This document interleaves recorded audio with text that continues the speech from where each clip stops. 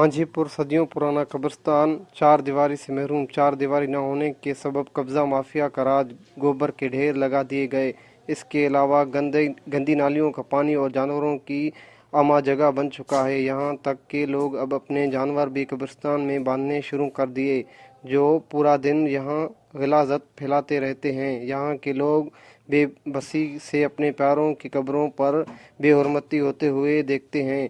यहाँ के शहरियों का महकमा आसार कदीमा और सूबाई वज़ीर रेवेन्यू मीर सलीम अहमद खान खोसो से मुतालबा किया है कि मांझीपुर के कदीमी कब्रिस्तान को चार दीवारी देकर महफूज बनाया जाए। कैमरा टीम के साथ मोहम्मद साकिब खोखर, हमराज न्यूज़, मांझीपुर।